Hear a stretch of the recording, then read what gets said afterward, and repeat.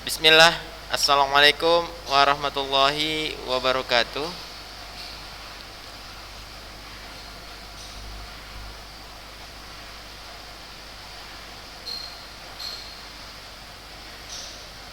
Bismillah. Assalamualaikum warahmatullahi wabarakatuh. Bagaimana kabarnya semua? Insya Allah selalu sehat ya. Puji syukur kehadirat Allah, pada kesempatan hari ini kita kembali bertemu di pembelajaran biologi. Selamat berangkaikan salam tidak lupa kita ucapkan kepada Nabi besar Muhammad sallallahu alaihi wasallam. Allahumma shalli wa sallim alaihi. Semoga kita termasuk orang yang mendapatkan syafaatnya di yaumil akhir kelak. Amin amin ya rabbal alamin. Nah, untuk pembelajaran hari ini kita terkait materi kita ya. Materi kita untuk bab baru, bab 5, yaitu berkaitan mengenai protista ya. Protista. Kalau kemarin kita belajar terkait itu bakteri, kita lanjut ke tingkatan atasnya yaitu protista. Gimana kabarnya anak-anak sekalian? Ustaz lihat masih ada berapa orang ini? Ada 7 orang ya telah bergabung di sini di Zoom kita. Jadi besar harapannya untuk yang lain dapat bisa bergabung ya. Nah, protista, apa itu protista? Nah, jadi protista itu kalau dalam kehidupan kita pada umumnya ya, pada sehari-hari, protista itu contohnya adalah alga ya. Kalau tahu alga itu, apa itu alga? Seperti halnya plankton yang melayang di lautan. Nah, itu alga. Ataupun alga juga biasa kita konsumsi, no. Ada yang tahu apa itu alga yang biasa kita konsumsi? Mungkin kalian nggak pernah tahu ya. Nah, jadi contoh protista yang lain itu adalah rumput laut atau agar-agar. Nah, itu juga bagian dari alga. Nah, jadi nanti itu bagian contoh dari protista itu sendiri. Kemudian ada juga yang itu yang berperan positif ya. Nanti ada berperan juga yang negatif. Nah, berperan negatif itu contohnya seperti halnya nanti ada protozoa namanya. Jadi protozoa itu protista mirip hewan. Protista mirip hewan. Nah, kalau protista mirip hewan itu cenderung dia merugikan. Contoh seperti halnya amoeba. Amoeba itu bukan anak muka bata ya, bukan. Jadi amoeba itu memang betul namanya amoeba gitu ya. Nah, yang namanya amoeba. Jadi amoeba itu dia berukuran sangat kecil ya, sehingga dia dapat merusak gigi kalian. Nah, merusak gigi. Jadi peranannya nanti setelah mempelajari bab ini kalian paham gitu ya. Mengaplikasikannya, apa pentingnya menyikat gigi sebelum tidur atau setelah makan, apa sunnahnya, kenapa sebelum berwudu disunahkan kita untuk selalu menyikat gigi. Nah, itu berkaitan dengan materi hari ini. Nah, kita lanjut ya berkaitan dengan ini. Nah, tujuan pembelajaran kita, jadi harapannya itu kalian setelah mempelajari ini, kalian itu dapat memahami prinsip-prinsip dasar pengelompokan makhluk hidup. Nah, jadi kan dari bab sebelumnya itu kita sudah masuk belajar pengelompokan makhluk hidup. Tapi kemarin kelompok bakteri ya. Nah, kalau sekarang kita bahasnya yaitu pengelompokan, yaitu kelompok protista ya. Nah, jadi dengan mempelajari ini, besar harapannya Ustadz kalian itu mampu menyajikan ciri-ciri umum protista dan perannya dalam kehidupan. Jadi perlu kalian garis bawahi ini adalah yang perlu kalian ketahui ini nih, ciri umum protista dan peranannya bagi kehidupan. Insya Allah kalau sudah kalian kuasai, insya Allah ini akan lebih mudah dan dapat mampu menjawab soal nantinya. Oke, yang pertama kita bahas mengenai ciri-ciri umum kingdom protista. Nah ya, kalau kemarin kita bahas bakteri ya, ini bakteri ya. Nah, di atas atau di bawahnya atau di atasnya tingkat yang lebih tinggi dari bakteri itu ada namanya protista. Nah, protista itu adalah dia memiliki inti sel. Nah, memiliki inti sel makanya dikatakan sebagai eukariotik.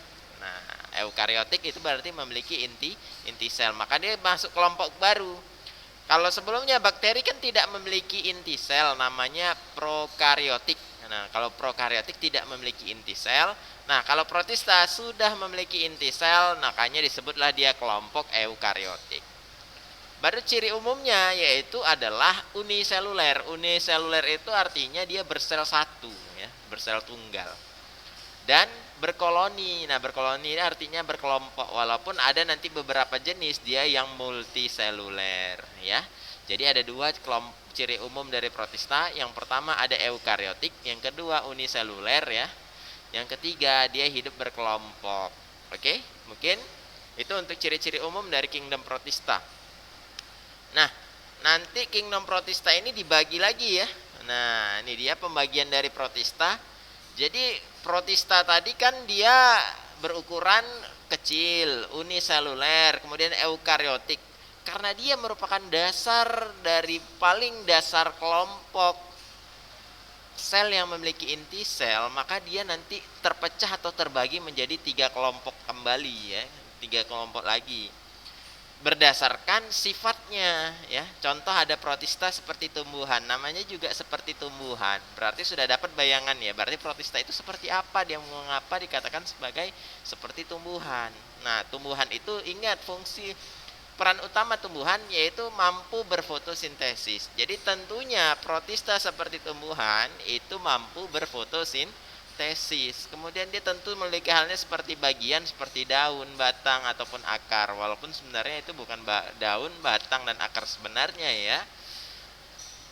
Kemudian ada protista seperti hewan. Nah, jadi kenapa dikatakan seperti hewan? Nah, ingat kalau tumbuhan itu dia menetap dia ya. Menetap dalam arti dia tidak bisa berjalan, tidak bisa bergerak dalam arti berpindah posisi ya. Intinya tadi kalau tumbuhan bisa berfotosintesis, sedangkan kalau hewan itu intinya dia mampu bergerak bebas dan dia tidak mampu berfotosintesis. Lantas bagaimana dia memperoleh nutrisi? Tentunya dia dapat memperoleh nutrisi dengan memakan atau mengkonsumsi makhluk hidup lain, khususnya yang sejenis protista hewan juga, namun ukurannya lebih kecil ya. Nah, kemudian ada protista seperti jamur, namanya juga seperti jamur, berarti kan dia memiliki ciri-ciri mirip jamur. Apa itu contohnya? Tentunya ingat ciri utama jamur, dia hidup di tempat lembab. Dan kedua, dia berkembang biak dengan spora. Oke. Nah, jadi bisa kalian tanamkan bahwasannya protista terbagi menjadi tiga filum ya, yaitu protista mirip tumbuhan atau biasa kita kenal alga, protista mirip hewan atau biasa kita kenal dengan protozoa, dan protista seperti jamur. Nah, ini gambarnya nih. Ini protista seperti tumbuhan nih ya, alga ya, rumput laut ini dia. Ya kan, seperti halnya terlihat seperti ada daun nih kan. Kemudian ada protista mirip hewan nih dia. Inilah amoeba tadi ya. Bentuknya seperti muntahan gak jelas ya. Jadi dalam arti dia berubah-ubah bentuknya. Baru itu ini ada protista seperti jamur. Oke. Sampai sini jika ada pertanyaan silahkan ajukan pertanyaan kalian via chat ya. Oke, yang mau izin dipersilahkan. Ingat, catatannya dipersiapkan, catat sebaik mungkin ya. Ingat catatannya tadi, yang pertama protista udah Ustadz jelaskan. Kemudian ciri-ciri utama protista tadi ya sudah dicatat ya. Kemudian pembagian dari protista. Berikutnya, nah, kita bahas mengenai protista seperti tumbuhan, seperti yang Ustadz lihat nih ya, bentuknya seperti tumbuhan, berwarna hijau. Intinya inilah sifat-sifatnya. Nama lagi protista mirip tumbuhan adalah alga atau biasa kita kenal dengan ganggang. Nah, alga ini dia ada yang uniseluler, ada yang multiseluler. Nah, ini dia tubuh alga multiseluler tersebut disebutlah juga dia sebagai talus. Jadi walaupun dia seperti halnya batang, itu benarnya bukan batang namun adalah talus. Kemudian dia mampu berfotosintesis karena memiliki klorofil. Nah, dari sini udah kita dapat gambaran biasanya alga ini hidup di tempat yang cukup cahaya. Karena apa? Bahan utama cahaya fotosintesis adalah cahaya. Kemudian hidup di perairan, betul. Jadi perairan ini bisa tawar atau asin ya. Nah, tawar, ingat rumput laut itu di laut kan? Nah, asin. Nah, yang tawar gimana saat? Nah, tentunya seperti ganggang seperti ini. Kalau pernah main ke Danau Toba, biasanya ada yang seperti halnya lumut-lumut gini. Nah, itulah dia hidup alga atau ganggang di air tawar gitu ya. Nah, kemudian dia memiliki pigmen tambahan. Pigmen tambahan ini kalau klorofil itu pigmennya, pigmen warna hijau. Cuma dia ada pigmen yang lain, yaitu memiliki zat warna yang lain. Ya, ini dicatat ya ciri-ciri dari protista mirip tumbuhan. Insya Allah nanti materi ini akan Ustadz bagikan Jadi lengkapi catatannya, pelajari baik-baik. Jika ada pertanyaan di luar dari pembelajaran hari ini, silahkan japri Ustadz, insya Allah nanti akan Ustadz jelaskan. Oke. Nah, pigmen alga. Nah, ingat, pigmen alga tadi kan Ustadz jelasin klorofil itu bagian dari pigmen. Nah, disebutlah dia pigmen fotosintetik. Nah, karena dia dipakai untuk fotosintetik. Sedangkan pigmen yang nggak dipakai di fotosintetik namanya pigmen non fotosintetik. Nah, nanti dibagi dua, ada karoten dan phycobilin. Karoten itu dari kata carrot. Apa bahasa Inggris dari carrot? Iya, wortel. Wortel itu berwarna apa? Orange. Good. Kekuning-kuningan. Nah, seperti ini dia. Fucosantin itu artinya keemasan. Xanthophyll itu kuning, ya kan? Makanya keemasan sama kuning menyatu seperti halnya karot, warna wortel ya, orange. Nah, sedangkan phycobilin itu adalah pergabungan antara phycoerythrin dan phycocyanin. Apa itu phycoerythrin? Phycoerythrin dari kata eritrosit, sel darah merah. Benar. Jadi phycoerythrin adalah zat warna merah. Sedangkan phycocyanin itu berwarna biru. Oke? Jadi phycoerythrin merah, phycocyanin biru. Oke? Keempat-empatnya itu adalah pigmen non fotosintetik. Jadi bukan dipakai untuk fotosintesis. Jadi apa fungsinya saat? Ya tergantung di mana habitatnya. Kalau tahu dia laut merah ya, kenapa laut itu berwarna-warna? Ada laut merah, ada laut hijau, ada hitam, ada biru. Nah, itu karena alga ataupun plankton-plankton yang berukuran sangat kecil yang mengambang di perairan tersebut. Jadi kalau dia laut merah, maka otomatis alga merah ataupun fitoplankton berwarna merah lah yang banyak mengambang di situ. Nah, berarti dia banyak mengandung phycoerythrin. Itu ya. Nah, sedangkan kalau yang warna hijau cantik gitu ya, berarti banyaklah dia pigmen mengandung klorofil gitu. Makanya laut dia semakin dalam, dia semakin tak berwarna, semakin hitam. Kenapa? Karena udah nggak ada lagi alganya. Nah, gitu ya. Nah, semakin biru, semakin hitam. Sedangkan kalau dia masih di permukaan, istilahnya masih perairan dangkal, masih cukup memperoleh cahaya, maka banyak alga, maka berwarnalah dia laut tersebut. Oke? Makanya dari warna laut sebenarnya kita bisa menyimpulkan kedalaman dari laut tersebut. Makanya berhati-hati ya terhadap kedalaman, karena kalau bisa-bisa kalian tidak tahu dengan kedalaman tertentu, apalagi yang nggak bisa berenang, bisa tenggelam. Makanya di Danau Toba itu mungkin daerah pinggir kan nampak bawahnya, tapi semakin ke tengah itu dasarnya sudah kelihatan. Kenapa? Karena sangat dalam. Bahkan cahaya matahari itu tidak sampai ke bawah. Karena perkiraan mungkin kedalamannya mencapai 500 meter. Bayangkan tuh kedalaman 500 meter. Oke? Sampai sini ada pertanyaan, silahkan diajukan. Oke, Niko bertanya, protista tadi itu apa Ustadz? Oke, protista itu adalah makhluk bersel satu ya, makhluk hidup bersel satu, namun dia sudah memiliki inti sel ya. Makhluk hidup bersel satu yang sudah memiliki inti sel, berarti namanya eukariotik ya. Jadi makhluk hidup bersel satu yang memiliki inti sel atau dalam kurung eukariotik. Ada juga yang multiseluler, tapi mayoritas kalau yang dasar atau kelompok bawah itu hanya uniseluler. Yang multiseluler nanti dia ya. Oke, silakan ada pertanyaan diajukan ya. Nah, sambil Ustadz absen nih, untuk nama-nama yang lain ditunggu ya.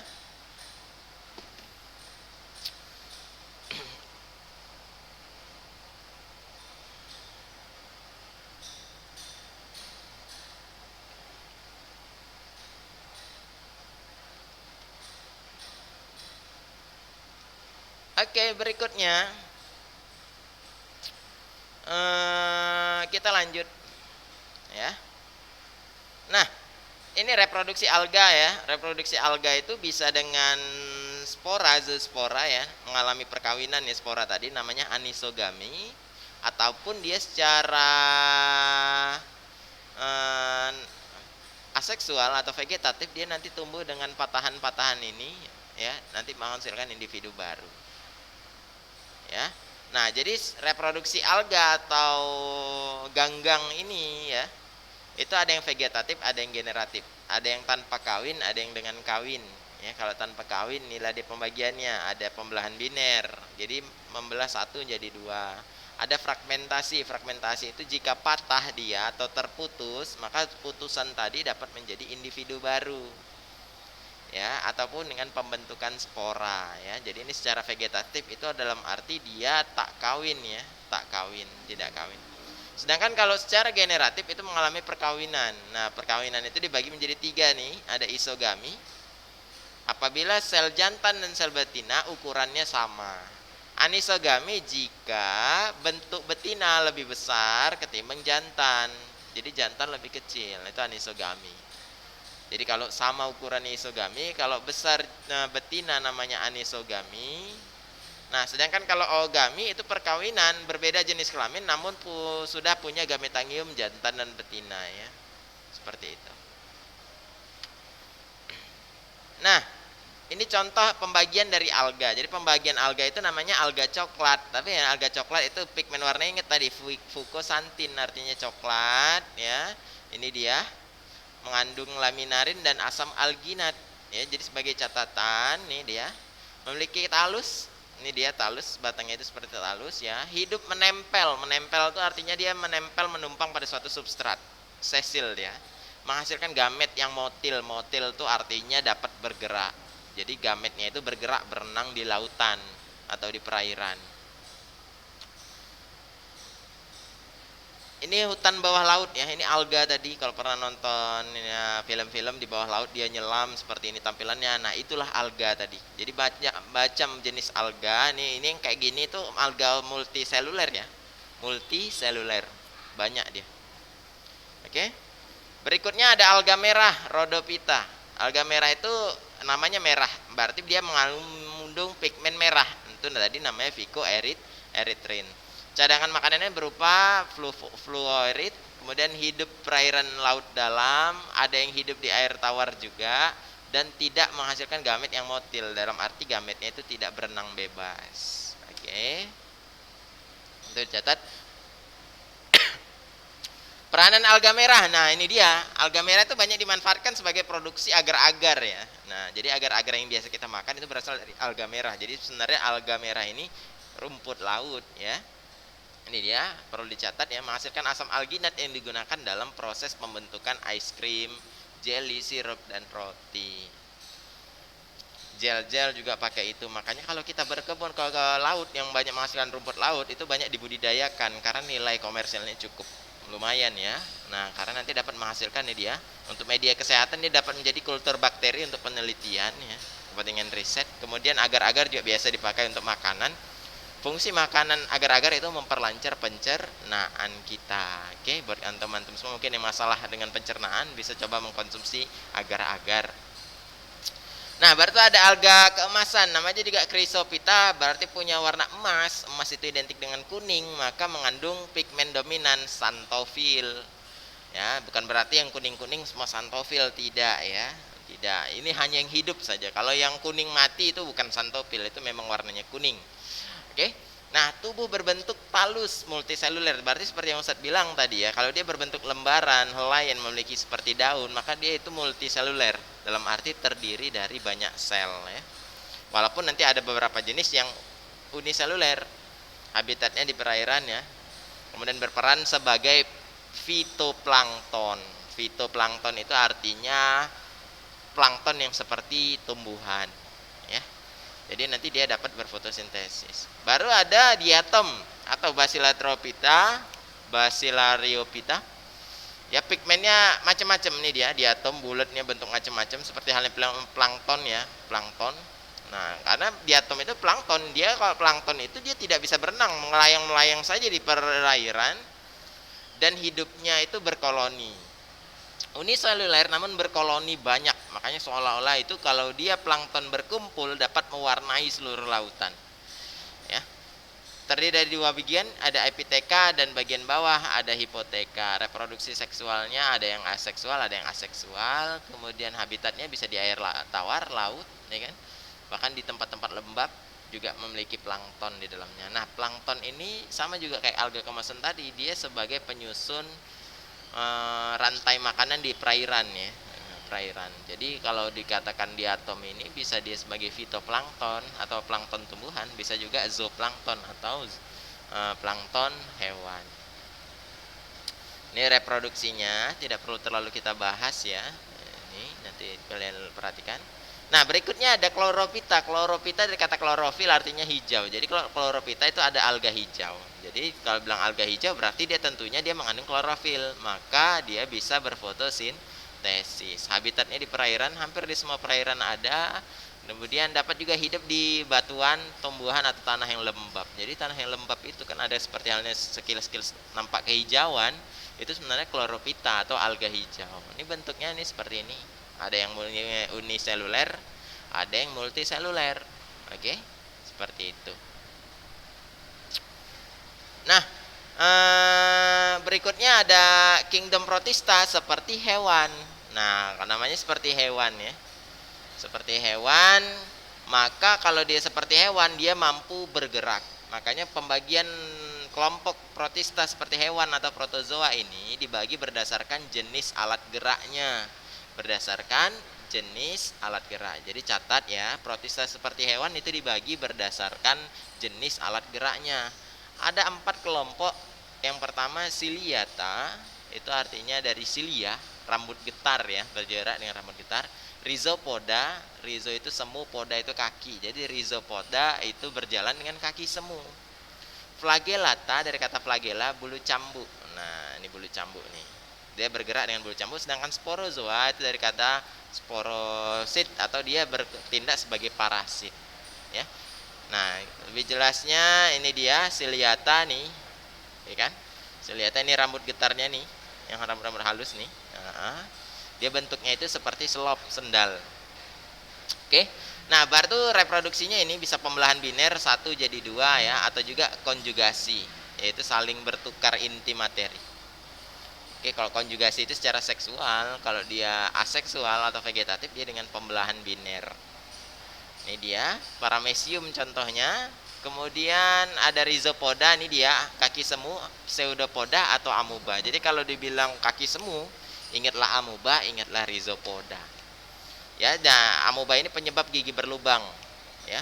Jadi dia mengkonsumsi sisa-sisa makanan di gigi kita, ataupun dia mengkonsumsi atau memangsa paramecium tadi. Jadi dia bentuknya itu bisa berubah-ubah, jadi bentuknya itu tidak beraturan ya, karena dia hanya sitoplasma. Nah, nanti dia nih nah, pseudopodia nanti menangkap, ini kan ada paramecium nih. Nah, ini paramecium ditempel, kemudian akhirnya masuk ke dalam selnya. Nah, barulah dicernanya.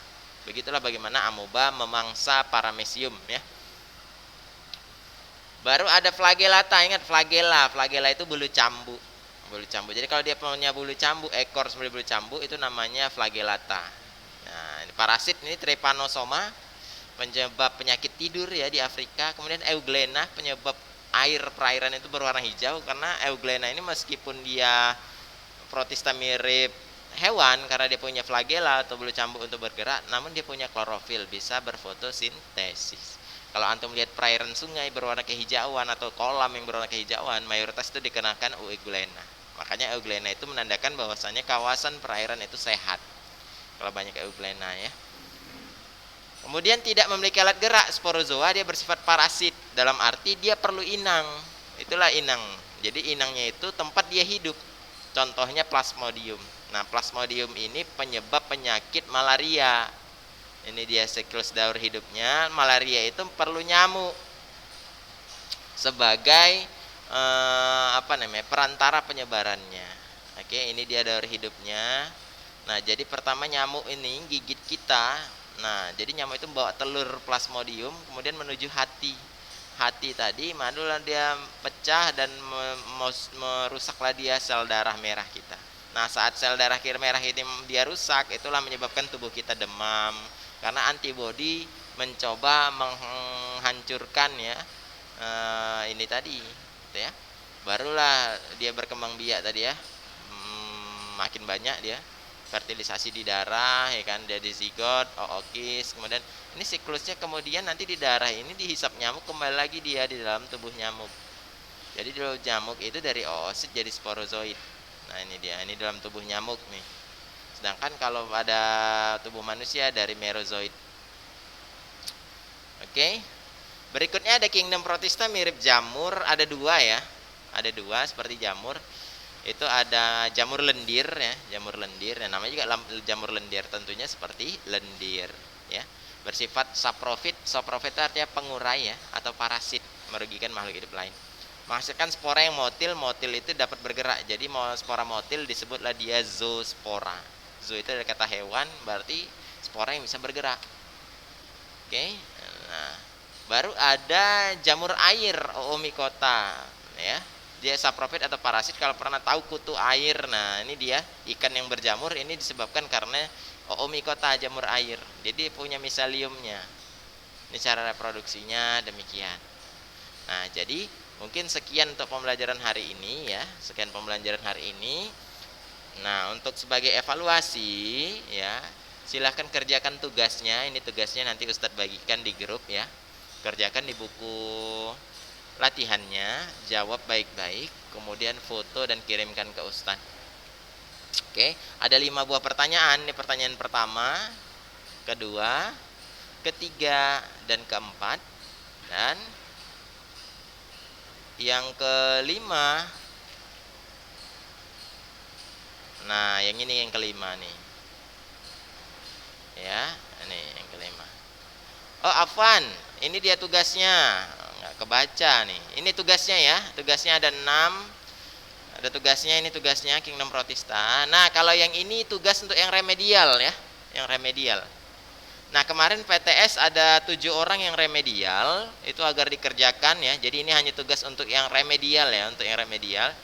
Yang remedial itu ada Afif Thorik, Farel Hakim, Ihsan Halim Nielsen, Bartu Muhammad Faiz Al-Ghifari, Muhammad Hakim, Muhammad Naufal Musyafa, dan Thorik Salim Abdullah. Jadi buat ke-7 nama tadi, ini tugas remedialnya dikerjakan ya. Sedangkan untuk seluruhnya ini semua dikerjakan nih. Ada 6 soal, ada 4 esai isian, kemudian 2 soal uraian ya. Jadi demikian agar dikerjakan, semoga agar kiranya bermanfaat dan dapat menambah pengetahuan kita semua. Jika ada pertanyaan, silahkan diajukan.